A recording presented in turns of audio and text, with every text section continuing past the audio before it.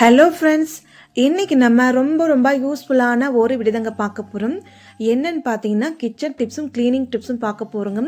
ரொம்பவே யூஸ்ஃபுல்லாக இருக்கும். கண்டிப்பாக வீடியோவை ஸ்கின் பண்ணாமல் பாருங்கள். அப்போ தாங்க பார்க்குற உங்களுக்குமே புரியும். நீங்கள் இப்போ தான் ஃபஸ்ட் டைம் சேனலை பார்க்குறது தான் சப்ஸ்கிரைப் பண்ணி லைக் பண்ணிக்கோங்க. கூடவே ஆல்ன்ற பெல் ஐக்கனை கிளிக் பண்ணிக்கோங்க. வாங்க வீடியோக்குள்ளே போயிடலாம். இன்றைக்கி நம்ம ஃபஸ்ட்டு டிப்ஸ் என்னன்னு சொல்லி பார்க்கலாம் வாங்க. நம்ம வீட்டில் ஊதுபத்தி இருக்கு இல்லையா, ஊதுபத்தி எடுத்துக்கோங்க. ஊதுபத்தி ஒரு 3 போல் எடுத்துக்கோங்க. அதே போல் ஒரு கப்பு ஒன்று எடுத்து வச்சுக்கோங்க. கப்புக்குள்ளே 1 டம்ளர் போல் தண்ணி ஊற்றிக்கோங்க. தண்ணி ஊற்றுனதுமே நம்ம ஊதுபத்தி நல்லா உடச்சி போட்டுக்கலாங்க. கரெக்டாக நீங்கள் 2 இல்லை 3 போல் எடுத்துக்கலாங்க. சின்ன சின்ன துண்டாக நீங்கள் உடச்சி போட்டுக்கோங்க, தண்ணிக்குள்ளே மூழ்கிற அளவுக்கு.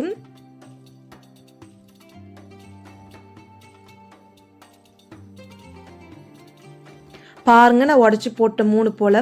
இப்போ நம்ம கேஸ் ஸ்டவ் ஆன் பண்ணிக்கலாங்க. கேஸ் ஸ்டவ் ஆன் பண்ணிவிட்டு இந்த கப்பை நம்ம கேஸ் ஸ்டவ் மேலே வச்சுக்கலாங்க. இப்போ இந்த தண்ணி நல்லா கொதிக்கணுங்க. அதுக்கு ஃபஸ்ட்டு அரை லெமன் ஜூஸ் ஃபுல்லாகவே நீங்கள் பிழிஞ்சு விட்டுக்கோங்க. இப்போ லைட்டாக கொதி வரட்டுங்க, அது வரைக்கும் நம்ம வெயிட் பண்ணலாம். பாருங்கம்மா, லைட்டாக கொதிச்சிட்ருக்கு. இந்த ஸ்டேஜில் நம்ம ஒரே ஒரு பச்சை கற்பூரம் உடச்சி போட்டுக்கோங்க. பாருங்க, பச்சை கருப்பும் உடச்சி போட்டாச்சு. இப்போ கரெக்டாக ஒரே ஒரு 5 செகண்ட் போல் கொதிக்க வைங்க. அவ்வளோதாம்மா, 5 செகண்ட் போல் ஆயிடுச்சு. இந்த தண்ணி பாருங்கள் நல்லா எல்லோ கலரில் கிடச்சிருக்குங்க. இப்போ நம்ம கேஸ் ஸ்டவ் ஆஃப் பண்ணிடலாங்க. ஆஃப் பண்ணிவிட்டு இந்த தண்ணி முழுமையாக ஆறட்டுங்க. பாருங்கம்மா, இந்த தண்ணி முழுமையாக ஆறிடுச்சு. அதுக்கப்புறம் இந்த பாத்திரத்தை தூக்கி கீழே வச்சுட்டு நீங்கள் நம்ம ஊதுபத்தி போட்டு இல்லையா, அந்த ஊதுபத்தி குச்சை மட்டும் நான் எடுத்துக்கலாங்க. அதுக்குள்ள இருக்கிற மாவை பார்த்தீங்கன்னா நீங்கள் கையில் எடுத்து விட்டாலே ஈஸியாக கலண்டு விழுந்துருங்க. அந்த மாவு ஃபுல்லாகவே அந்த கப்புக்குள்ளே போட்டுக்கோங்க. நீங்கள் வெறும் குச்சியை மட்டும் எடுத்துக்கோங்க. இந்த மாவை நம்ம கை வச்சுட்டு நல்லா மிக்ஸ் பண்ணி விடுங்க.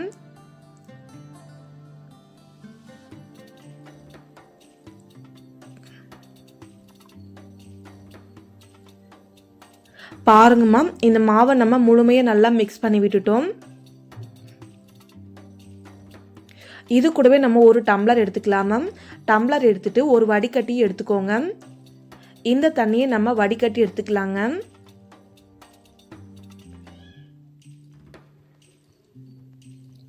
இது கூடவே நம்ம கொஞ்சமாக மஞ்சள் தூள் சேர்த்துக்கலாங்க. மஞ்சள் தூள் சேர்த்துட்டு ஒரு ஸ்பூன் வச்சுட்டு நீங்கள் நல்லா கலக்கி விட்டுணுங்க. இந்த தண்ணியை எதுக்காக நம்ம யூஸ் பண்ணுறோன்னு பார்த்தீங்கன்னா, நம்ம வீட்டில் அடிக்கடிக்கு சின்ன சின்ன எறும்பு தொல்லை, கரப்பாம்பூச்சி தொல்லை, அதே போல் பள்ளி தொல்லையெல்லாம் இருக்கும் இல்லைங்களா, அதுக்காக தாங்க யூஸ் பண்ண போகிறோம். இந்த தண்ணியை நீங்கள் ரூம் ஸ்ப்ரேவாக கூட யூஸ் பண்ணிக்கலாங்க. ஸ்மெல் அவ்வளோ சூப்பராக இருக்குங்க. கண்டிப்பாக ட்ரை பண்ணி பாருங்கள். உங்ககிட்ட ஸ்ப்ரே பாட்டில் இருந்தால் எடுத்துக்கோங்க. அப்படி இல்லை ஒரு பாட்டில் எடுத்து ஊற்றி வச்சுக்கோங்க.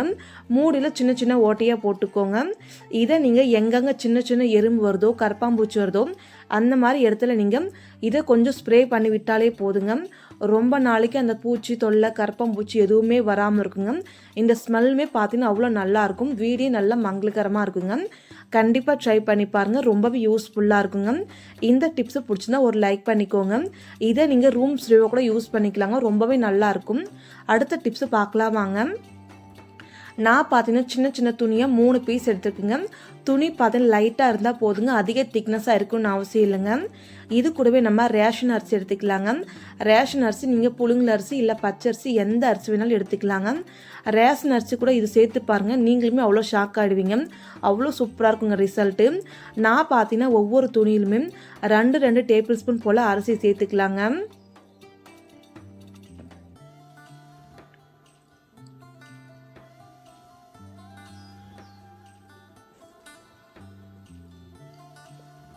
பாருங்கம்மா, 3த்துலையுமே நான் 2 டேபிள் ஸ்பூன் போல் அரிசி சேர்த்துக்கிட்டேன்.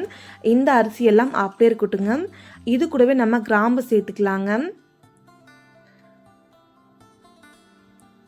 ஒவ்வொரு துணியிலும் 2 கிராம்பு போல் அந்த அரிசிக்குள்ளேயே நல்லா அழுத்தி வச்சுக்கோங்க. அடுத்ததாக பார்த்தீங்கன்னா பச்சை கற்பூரம் எடுத்துக்கலாங்க. பச்சை கற்பூரத்தை பார்த்தீங்கன்னா நீங்கள் கையில் உடைச்சாலும் ரொம்ப ஈஸியாக உடஞ்சிருங்க. இப்போ நம்ம பச்சை கற்பூரம் 2 போல் உடைச்சிட்டு 3த்துலையுமே கொஞ்சம் கொஞ்சமாக சேர்த்துக்கலாங்க.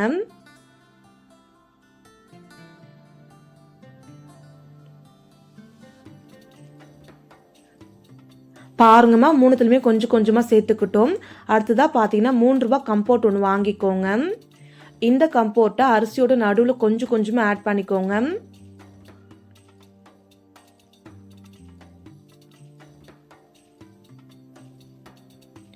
பாருங்கம்மா, 3த்துலையுமே நம்ம கொஞ்சம் கொஞ்சமாக ஆட் பண்ணிட்டோம். அடுத்ததாக நம்ம இந்த துணியை மடித்து எடுத்துக்கலாங்க. துணியில் ஈரப்பதம் தெரியாத அளவுக்கு நல்லா மடித்து எடுத்துக்கோங்க. 4 சைடுமே நல்லா மடித்து எடுத்துட்டு நீங்கள் 4 சைடுமே துணியில் நூல் கட்டிக்கோங்க. அப்போ தாங்க நல்லா டைட்டாக நிற்கும். இதே போல் நம்ம 3மே மடித்து எடுத்து நூல் கட்டிக்கலாங்க. இது எதுக்காக நம்ம யூஸ் பண்ண பாருன்னு பார்த்தீங்கன்னா, நம்ம வீட்டில் அடிக்கடிக்கு ஸ்மெல் வரும். அந்த ஸ்மெல் எதுவுமே வராமல் இருக்க இந்த துணியை ஒன்று வச்சாலே போதுங்க. நீங்களுமே ஷாக் ஆகிடுவீங்க. அந்தளவுக்கு வாசனை ரொம்பவே நல்லா இருக்குங்க. இதை நான் பார்த்தீங்கன்னா பாத்ரூமில் ஒன்று வைக்க போகிறேன். நம்ம வீட்டு பாத்ரூமில் பார்த்தீங்கன்னா நம்ம என்ன தான் க்ளீன் பண்ணி வச்சாலும் கூட பாத்ரூம்லேருந்து ஸ்மெல் வந்துகிட்டே இருக்கும். அந்த ஸ்மெல் எதுவுமே வராமல் இருக்க இந்த துணி ஒன்று உங்கள் பாத்ரூம் செல்ஃபில் ஒன்று வச்சு பாருங்கள். நீங்களுமே ஷாக் ஆகிடுவீங்க. அதுக்கப்புறம் பார்த்தீங்கன்னா ஜன்னல் மேலே ஒன்று, ஃப்ரிட்ஜுக்குள்ளே ஒன்று வச்சுருக்குங்க. நம்ம ஃப்ரிட்ஜ் எப்போ ஓப்பன் பண்ணாலுமே ஃப்ரிட்ஜ்லேருந்து ஒரு வாடை வரும். அந்த வாடை வராமல் இருக்க இந்த துணியை ஒன்று வச்சுக்கோங்க. ரொம்பவே யூஸ்ஃபுல்லாக இருக்குங்க. இந்த டிப்ஸை பிடிச்சிருந்தா ஒரு லைக் பண்ணிக்கோங்க. அடுத்த டிப்ஸ் பார்த்தீங்கன்னா பால் குண்டா எடுத்துருக்குங்க. நிறைய பேருக்கு பால் குண்டா க்ளீன் பண்ணுறதே பெரிய கஷ்டமாக இருக்குங்க. அதில் நானும் ஒருத்தி தாங்க. பால் குண்டாவில் வச்சிங்கன்னா டீ வச்சோ இல்லை பால் காய் வச்சாலும் ஓரங்களில் பார்த்தீங்கன்னா நல்லா தீஞ்சு போயிடும். இதை நம்ம உடனே க்ளீன் பண்ணாலுமே க்ளீன் ஆகாதுங்க. அப்படியே நம்ம 3 மணி நேரம் 4 மணி நேரம் தண்ணியில் ஊற வச்சாலும் கூட அவ்வளோ சீக்கிரம் க்ளீன் ஆகாதுங்க. அதுக்கு இந்த மெத்தட் ட்ரை பண்ணி பாருங்க. 5 நிமிஷத்தில் ரொம்ப பளிச்சனா இருங்க. தீஞ்சு எந்த அளவுக்கு பால் குண்டா தீஞ்சிருக்கோ அந்த அளவுக்கு நீங்கள் தண்ணி ஊற்றிக்கோங்க.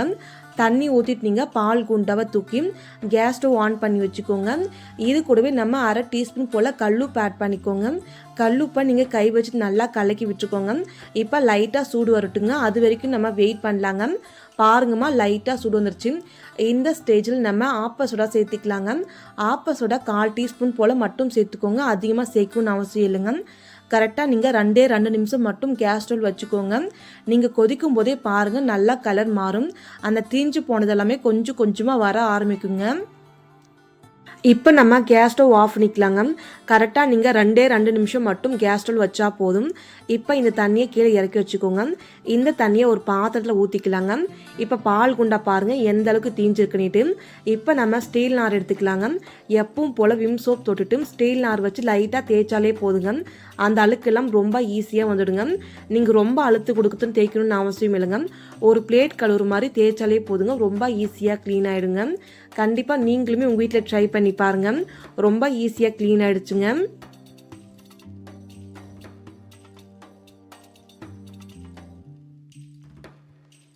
பாருங்கம்மா, உள்ளே ஃபுல்லாகவே நல்லா க்ளீன் ஆகிடுச்சுங்க. இப்போ ஓரத்துலையும் நம்ம தேய்ச்சிடலாங்க. இப்போ தேய்ச்சி முடிச்சிட்டோம். இப்போ நம்ம இது க்ளீன் பண்ணிட்டு வந்துடலாங்க.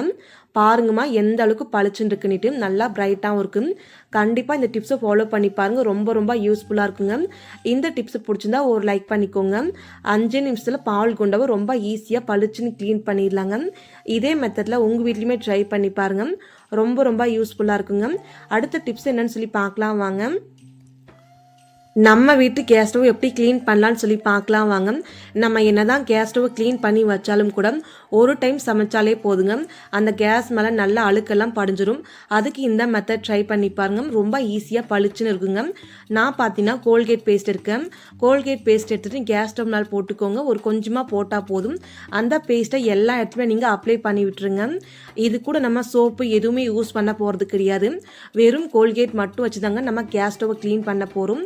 ஒரு காட்டன் துணி எடுத்துக்கோங்க. துணி எடுத்துட்டு அந்த பேஸ்ட்டை எல்லா இடத்துலையுமே அப்ளை பண்ணி தேய்ச்சி விட்டுருங்க.